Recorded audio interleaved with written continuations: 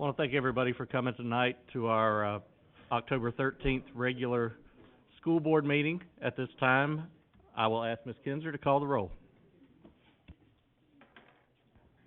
Ms. Parker? Here. Ms. Kinzer's here. Ms. Hopkins? Here.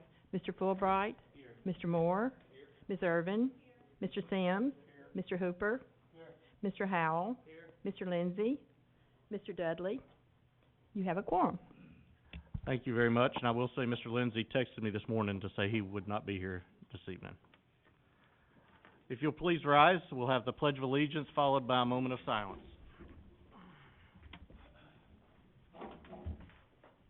I pledge allegiance to the flag of the United States of America and to the republic for which it stands, one nation, under God, indivisible, with liberty and justice for all.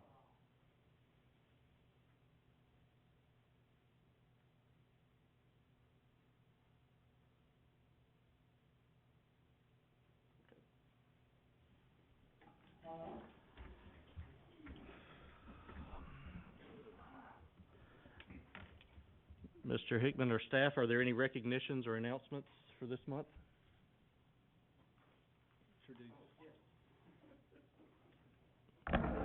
Look, I invited you and almost forgot again.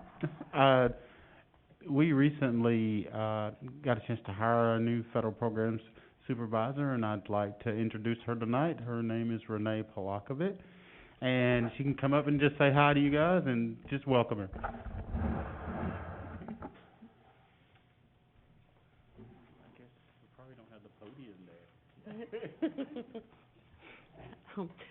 Good evening, everybody. It's a real pleasure to be here. I think I know one face, because you were in the interview committee, so I do recognize you, but I'm looking forward to getting to know everyone and working for the students and teachers and families in Murray County Schools. Thank you. Thank you very much for being here.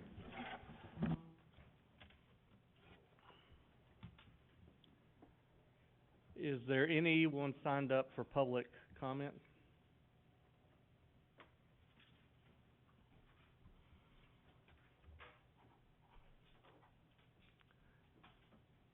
I hadn't forgot you. I totally skipped over.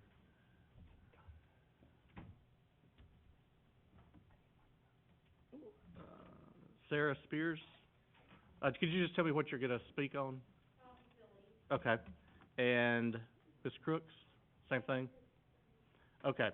I had skipped over the Murray County Educators Association, so we'll come back to you guys whenever. Yeah, go ahead. I'm going to sit because I can't see that far anymore. Okay. Board Chair Fulbright, Mr. Hickman, and board members, as always, we're grateful for you to allow us to speak each board meeting. There are a few things I'd like to address. Number one, teachers are working harder than they ever worked before. And we worked hard before. We are working exceptionally hard. We are doing two jobs. And things continually change weekly. There's more hours, more parent contact, which is always a good thing, more paperwork, and it seems like a lot of expectations change from week to week. And we continue to do this without any, for 3 years, essential increase in compensation. So I'm putting that forward tonight so we can be looking at that as we start looking at budgeting, because I said it a year ago, that we really need to start having those conversations earlier rather than later. There's also a resolution on the table for you all tonight addressing testing. I know that I have had, as a special ed teacher, kids come in and out of remote learning. I have coworkers in gen ed classes that have had students in and out of remote learning. I don't know how you can hold somebody accountable for an education they had no control over. Every teacher, we assess more than we ever have in the history of education. We know where our kids are. We may not know where they are in reference to where other kids in the state are. So as we look forward to state testing, I don't think anybody doesn't want to know where our kids are, but I don't think it's fair to hold a teacher accountable or a student accountable for instruction they may or may not have been able to give or receive.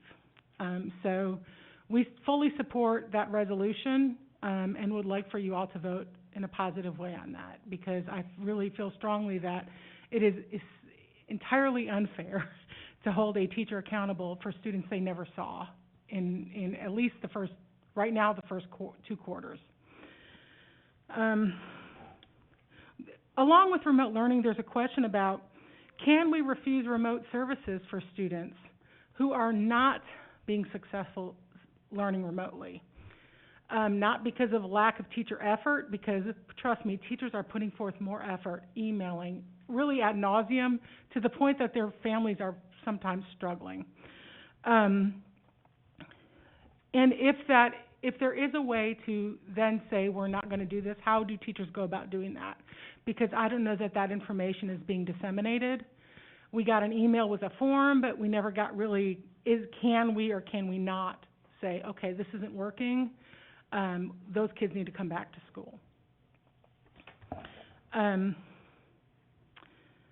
Masks. So we were told that if you cannot socially distance, and that employees must wear masks. What are the consequences? We've not been told the consequences, the ramifications for not wearing a mask, or how, and I don't think administrators really understand if somebody is wearing a mask but not wearing it appropriately. If I wear a mask below my face, it's really like not wearing a mask, because it's becoming an issue in buildings where teachers don't feel comfortable working with people because they don't know where they stand on that issue. And then teachers can't make a good judgment on, am I safe if I have health issues, if somebody's coming in my classroom and wearing a mask below their lip. I think all these are things that can be worked out. I think Mr. Hickman and Mr. Gaines have been more than helpful in meeting and talking to me on the phone at weird, odd hours during the day, because I don't want to, use my contract hours to do that. But I just think that there's some communication that can happen, and we hope that that's going to start happening more frequently, where people understand what the expectation and the outcome should be. Thank you.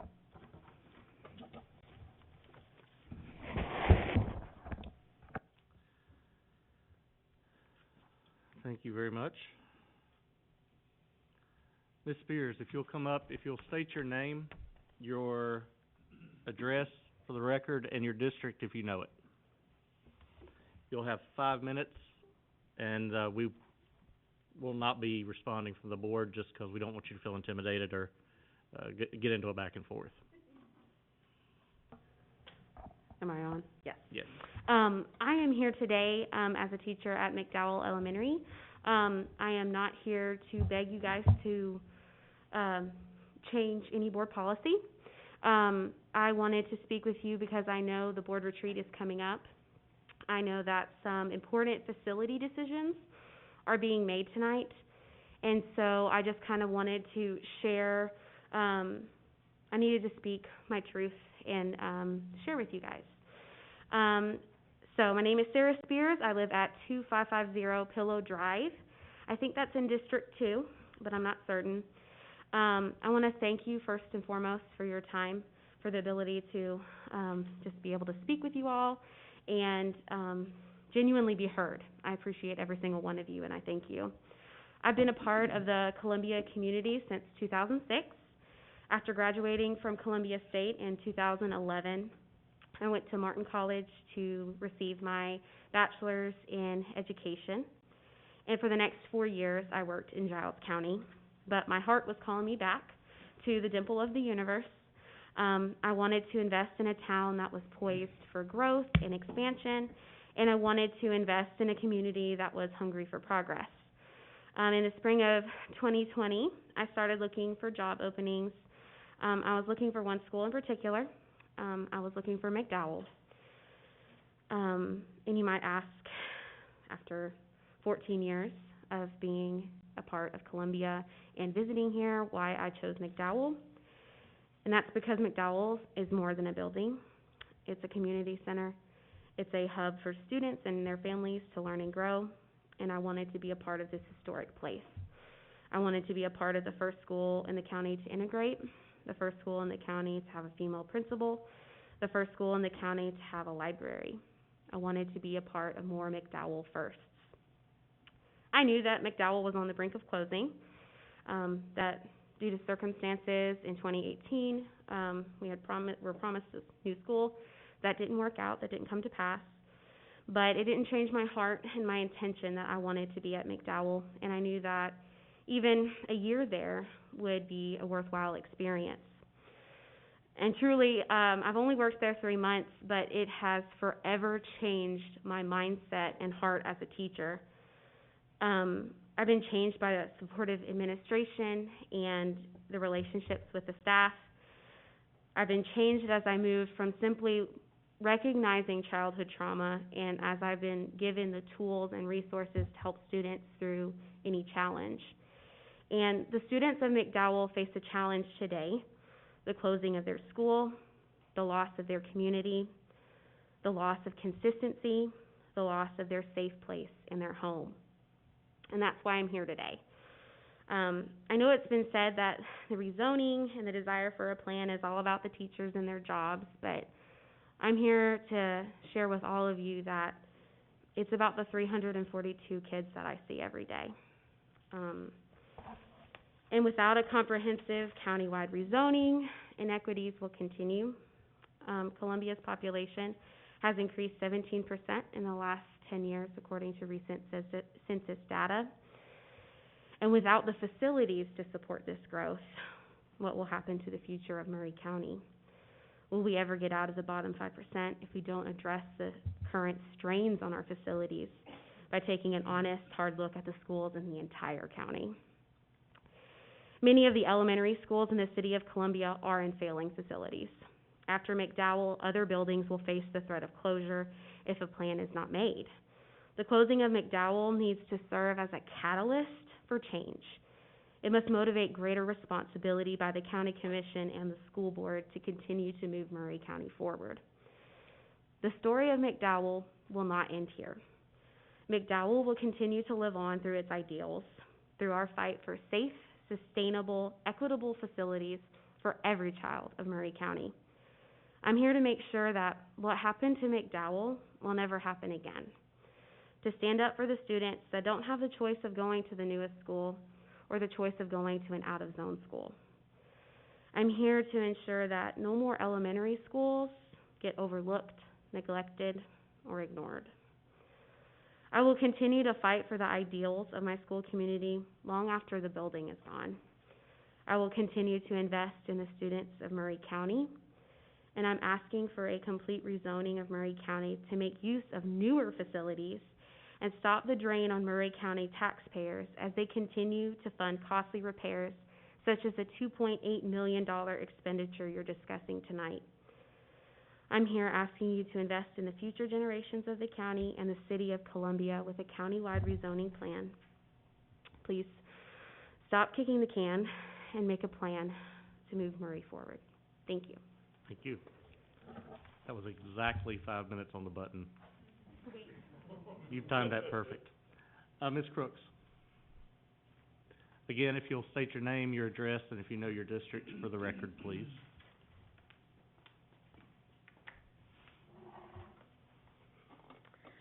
My name is Geraldine Crooks. I live at 3031 Persimmon Street.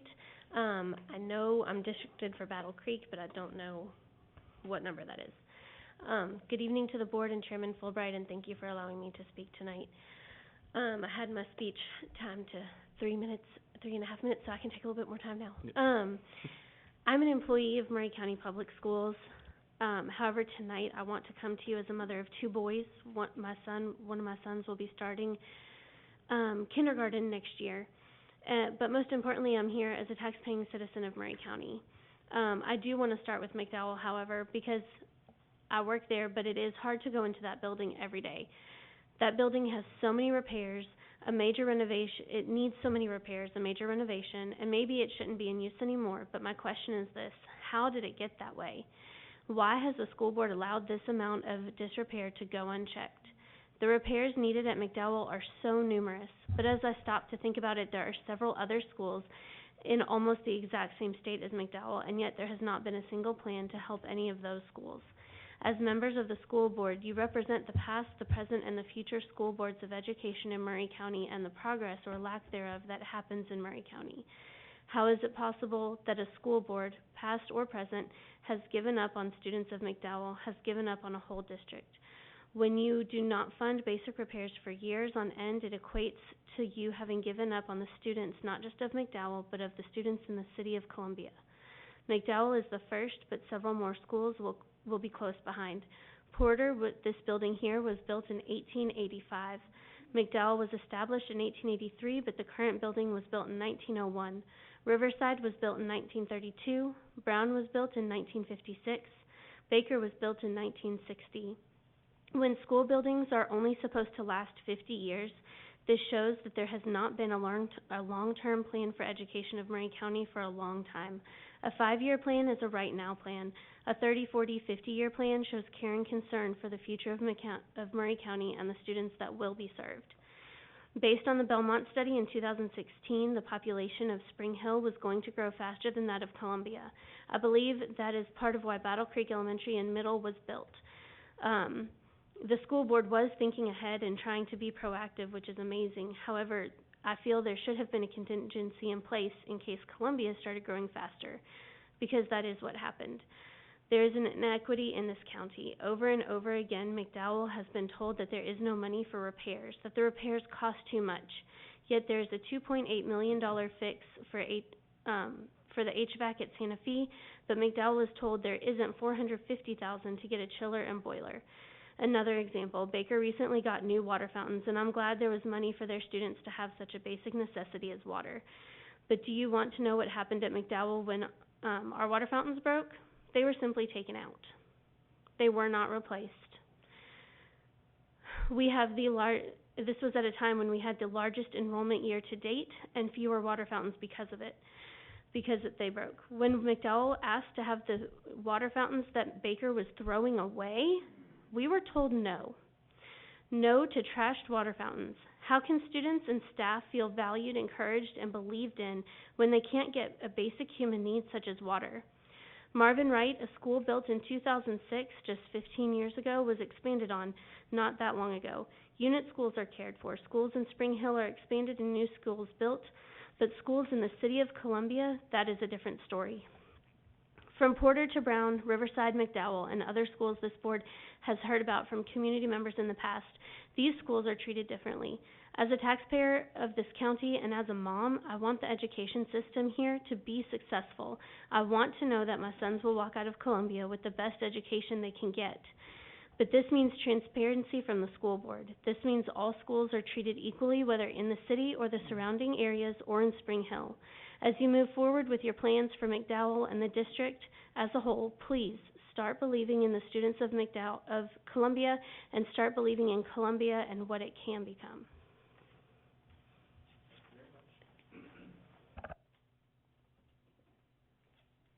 Thank you very much. Any staff reporting? At this time, then I'll accept a motion to adopt the agenda. Ms. Parker has made the motion, and Mr. Moore has made the second. Is there any discussion on passing the agenda? If not, we'll vote.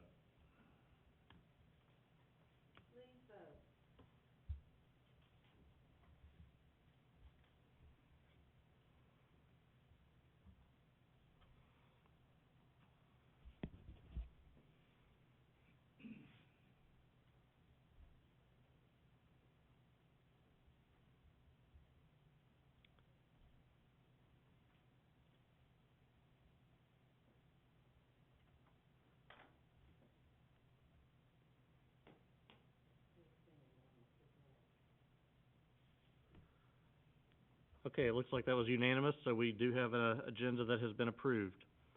The next item on our agenda is the list of 16 consent items. Have a motion to approve from Mr. Moore, seconded by Mr. Howell. Any discussion on the consent items? Seeing none, we will vote.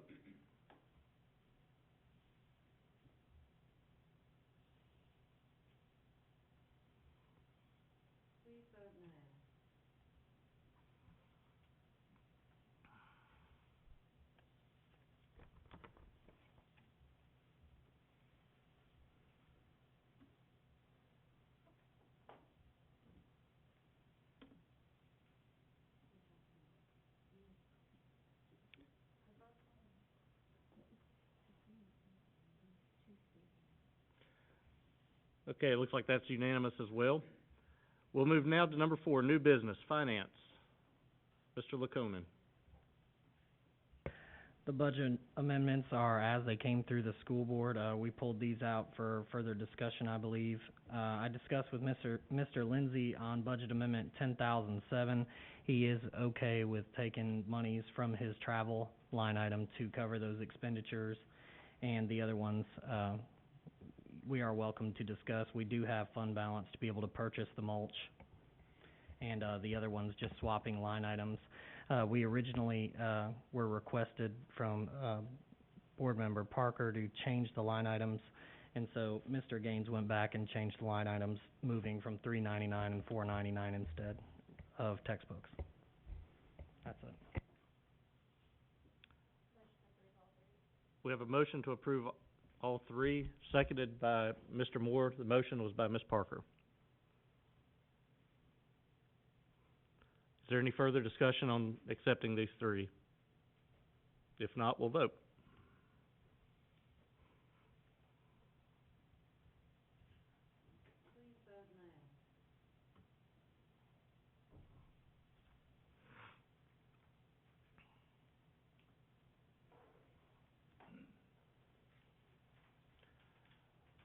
Looks like we have a unanimous vote again on this.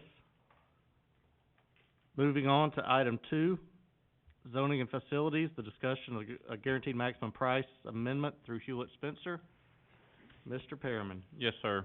As we spoke to you at the work session, this is our request to amend the GMP that we currently have that was working on the septic system both at Hampshire and at Santa Fe. That would allow us to do the 2 items that you see listed right below there on the agenda, which is the remaining HVAC replacement at Withorn Cafeteria and the work in the Withorn ITU room for HVAC back there as well. This would be completely money that's already been approved to be spent in that GMP, and it would only be what we have saved out of that GMP.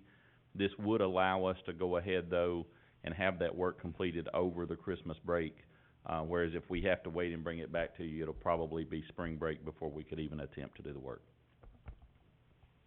Okay, thank you. Is there any discussion on this? A motion to approve from Mr. Moore, seconded by Ms. Kinzer. Is your motion to approve both of these It is. at the same time? So that would be, yeah, and correct, both of the repairs and the. Okay, thank you. So 2.1, 2.2. Yes, both of the repairs is what we're approving. Any other discussion on the motion? Chairman. Mr. Moore. I know this was commented on, and I appreciate you bringing it back. I would say, and I understand the time constraint on this one, but in the future, I think it was expressed at the work session that we'd prefer to have something new, but I understand in this instance to try to get it done over the Christmas break, it was going this way. But I would like us to try to do these as separate items just to keep things clear. Thank you. Any other discussion? Seeing none, we'll vote.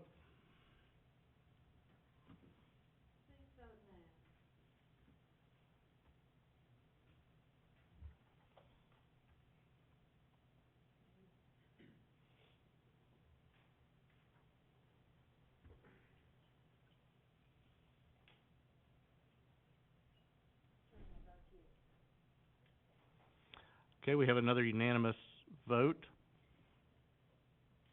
Moving on to item number 2, under facilities and zoning and facilities, sorry. Santa Fe unit HVAC system replacement. Mr. Perriman. We did, from the work session, when we discussed this, you asked us to go to the budget committee for the commission last night and present it. We did not ask them for anything, as you had not taken an action on this yet, but we did have a rather lengthy discussion with them. Mr. Hall, Mr. Lukonen, Ms. Cox, and Mr. Hickman were there.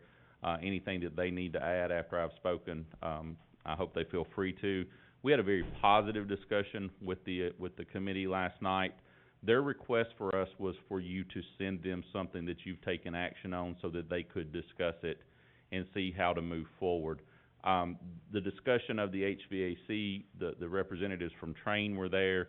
They did ask just a few questions about the process and the mechanics of it itself, but mainly they held a really positive discussion, not only about this item, but about how to fund capital items such as this in the future. They kinda got off into their world and talked about long-term, bonds versus short-term,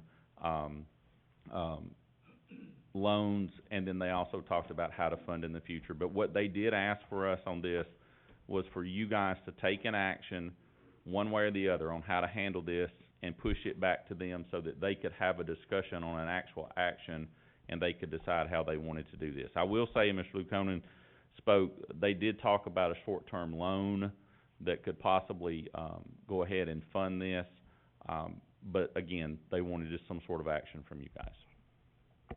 Thank you very much. Is there any other input, Mr. Lukonen? I would pretty much second everything Eric said. I would also say we did take a look at that, with instructions given to me from the budget committee to kind of work with Dave and Eric, moving forward on the future to see what funding that EMG plan would look like in this project. So that's some ongoing items, that would have to be approved by the school board. So, like you said, it's almost like, we were sent to see, what they would do, and now we're sent back because they want to see what y'all do, so. Okay, Ms. Kinzer. Is this a chicken or egg thing? I mean, they send it back to us, we send it back to them. I would think a motion would, this is just discussing really, a motion would be that we ask the commission for these funds rather than us approve the funds. We don't have them. And I will say, I think that is kind of the direction that they were headed. A request from them that you've taken action, or a request from you that you've taken action on, so that they can actually discuss it. Because as I told them last night, you haven't taken an action, so I was pretty much there to take the temperature. They did not throw rocks at us. They didn't boo us and hiss us and say, get out of the room. They were very positive, and like I said, it kind of morphed into a bigger discussion that they had on how we continue this beyond this project. But I think what you said is what they were looking for. If any of these others disagree with that, I would hope they would say that. But I think exactly what you said is the type of thing they're looking into. Looking at this motion, it could read, I hereby request the approval of the county commission, for the and the rest of it is such. Would that? Doug, how do you think that, the wording on that, if you're requesting the funds from them? And I'm not saying I'm. Contingent on, there you go, Okay. that's better. That's, Yeah, Okay. I would request. Before we go any further, we have a motion. Is that a formal motion you're making? Tell you what, if we can get a motion in a second, we'll keep discussing it and then we'll vote. we hereby recommend the approval of what did you say? Hang on one second. Yeah, Mr. Moore's got a quick Jay, information if I point. understand correctly, could this be formatted as just like a capital request as we would do at budget season? Would that be the appropriate way to send this to the county commission? There's nothing wrong with that. I mean, yes, your request is gonna be contingent on funding, or there's no. Yeah, and that's what I just wanna add contingent on funding to this motion. Because as a capital request, it Right. would be contingent upon Yeah. them doing it. Okay, so Just yeah, trying to clarify that. go ahead with what you're started. Sorry to interrupt. Whatever that is. We request approval of the HVAC system replacement, all that's already in the motion, that contingent on approval by the county commission. Do we need to clarify that Funding approval Funding. by the county commission. funding, I guess that's the clarification. I guess that's the clarification I want, that we're asking the county commission to fund it, not approving us funding it, since we don't have that money.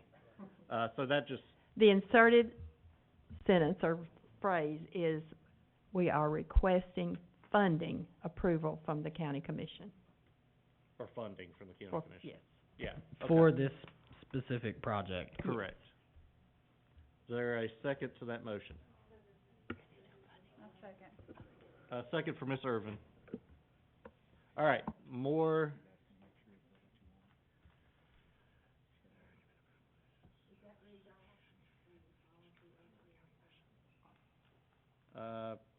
Yeah, I mean, y'all can see it up on the screen, those of you that can read that far away. Yeah, that's what I said, you can read it up there. Okay, other discussion. Mr. Hickman, you had your light on? Yeah, I just want to kind of reaffirm what Eric just said, Mr. Perryman said. Last night it was a very positive conversation, and it wasn't they were telling us no or just trying to play chicken or egg. They just felt, what I gather from it, they just felt like they needed the beef to be able to discuss it by us giving them something, and they didn't feel comfortable discussing where they would get the funds without having us produce something asking for it. So it was very positive, and it sounded like they really wanted to try to figure out a way to make this happen. Mr. Moore? So I would just like to say that I appreciate, and this is for any of the commissioners that are listening to this or watching this, I do appreciate that kind of dialogue taking place. I'm glad you guys were able to represent us in that way, because I think that's a huge step forward in us being able to function in the role that we're in. We see needs in the school system, and we don't have the means to take care of those needs, so we have to go to our funding body, which is their role in this, to ask them for those funds. And I appreciate that they were receptive to that kind of discussion can take place, and it's not a throwing rocks or anything else, as it should not be. And I do appreciate they're willing to look at this, and I think this is a step to go to them when we have needs that we simply can't fund right now.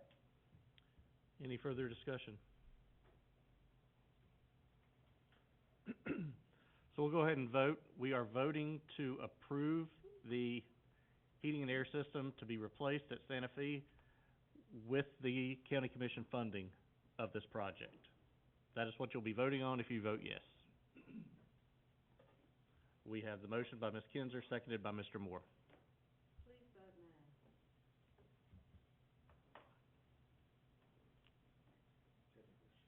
Oh, Ms. Irvin made the second, I'm sorry. That's important, that's your district.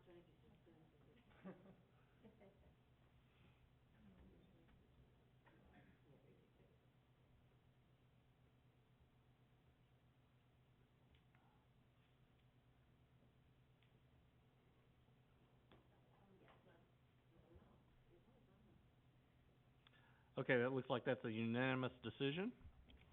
So that will be passed along to the county commission. Do we know what meeting that will go, will that go to the next budget meeting? That's correct. Okay, thank you. Number 3, policy. I don't know, there's nothing to do with that one. Other business, number 1, instructional low bids. Do we?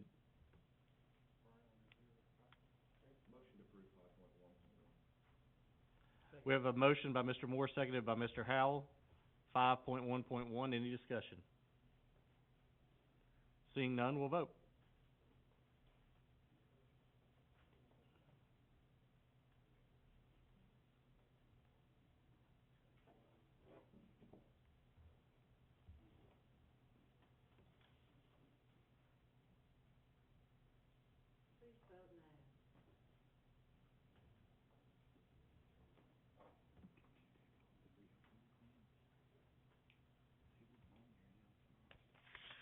I was assuming that's what that